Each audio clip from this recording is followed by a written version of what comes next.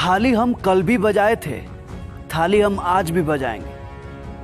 फर्क बस इतना है कि उस दिन बात सम्मान की थी और आज स्वाभिमान की है। सफेद आकाश देखकर बारिश का अंदाजा मत लगाइए साहब, बादल कभी भी आ सकता है। सुबह का मंजर शाम होते होते हद तक बदल सकता है। कितनी बड़ी विडंबना है कि 60 मिनट में 100 सवाल को हल करने वाला छात्र इन नेताओं की घटिया राजनीति के सामने बेबस है, जिन्होंने कोई एग्जाम भी नहीं दिया। इन नेताओं को वो दे दो रेलवे, एसएससी, बैंक का सवाल तो इनके फट के हाथ में ना आ जाए तो क्या। इनकी असली औकात तब समझ में आएगी और तब इन्हें पता चलेगा कि एक स्टूडेंट कितनी मेहनत करता है कैलकुलेटर से भी ज्यादा तेज कैलकुलेशन करने में। बिना किसी एग्जाम की कुर्सी मिली गई है तो ये स्टूडेंट का दर्द ये क्या खाक समझेंगे।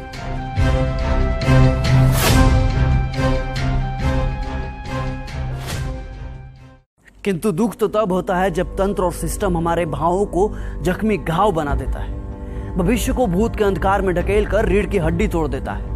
और इसी पीड़ा में हम समाज और परिवार के घावों को भी झेलते रहते हैं जीवन के साथ साथ। सर में चल रहे सरदर्द को तो हम किसी तरह सहन कर भी लेते हैं, पर जो दर्द और जख्म सरकार ने हमें बेरोजगार बना कर दिया है ना, वो सहन नहीं कर पाते। और जब यही दर्द, यही पीड़ा एक भयानक रूप लेता है तो दीमक की तरह रोज रोज हमारे जख्मों को कुरेदता है। और कभी कभी इस दर्द की पीड़ा हमारे लिए असहनीय भी हो जाती है। फिर भी ऊपर बैठे वोट की टकटकी लगाए हुक्मरानों को हमारी दर्द की चीखें सुनाई नहीं देती, और सुनाई देंगी भी कैसे, छलावे का हेडफोन जो पहन रखा है दोनों कानों में। किंतु धमक इस बार गूंजेगी और जाएगी आपके कानों तक, क्योंकि हम वही हुआ है जब देश में जरूरत पड़े तो कलम से शांति भी लिखते हैं और जरूरत पड़े तो कलम से क्रांति भी लिखते हैं। हमें इस कदर बेबस मत कीजिए साहब कि हम सृजन का कार विध्वंस में लगा दें। ज्यादा उलटफेर आपके तंत्र का उलटफेर कर सकता है। वक्त है चेत जाइए, क्योंकि गुजरा हुआ वक्त कभी वापस नहीं आता। ये वही जनता है जो आपको अर्श से फर्श तक पहुंचा सकती है, तो इन्हें आपको फर्श से अर्श तक लाने में ज्यादा वक्त नहीं लगेगा। अरे साहब, जब इतने संशोधन हुए तो एक और संविधान संशोधन कर दो। तय कर दो कि किसी भी एग्जाम का रिजल्ट और सिलेक्शन एक फिक्स टाइम पीरियड में होगा।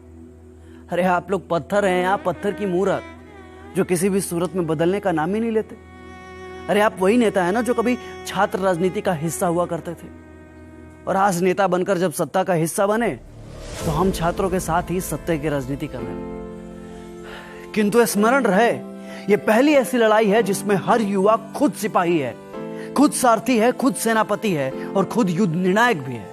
अब बस जरूरत है तो इस आग को अपने भीतर जिंदा रखने की। जो कभी हिम्मत टूटे तो सोचना अपने माँ बाप के बारे में जिन्होंने तुम्हारे आंखों में अपने सपने को पलते देखा है। उस दिन को याद करना जब तुम तैयारी के चक्कर में रक्षाबंधन में घर नहीं जा पाए थे। तुम्हारी त्याग, तुम्हारी तपस्या ही तुम्हें बल देगी। और याद रखना, ये लड़ाई सिर्फ आज के लिए नहीं है, बल्कि आने वाली पीढ़ियों के बारे में भी है, जो आने वाले समय में प्रतियोगी परीक्षाओं के अथाह समंदर में कूदने वाले। हम छात्रों का दुख दुनिया समझे या ना समझे, पर एक टीचर हमारे दुख को बखूबी समझता है। जरा सोचिए ना, क्या बीतती होगी उस शिक्षक पर जो दिन रात मेहनत करके पढ़ाता है, युवा पीढ़ी को खड़ा करता है, रिसर्च करता है कि आने वाले एग्जाम में किसी भी बच्चा का सिलेक्शन न अटक जाए। लेकिन अफसोस कि यहाँ तो पूरी परीक्षा ही अटक जाती है। लेकिन इस बार हम नहीं अटकेंगे, क्योंकि इस बार हमारे शिक्षक भी हमारे साथ हैं।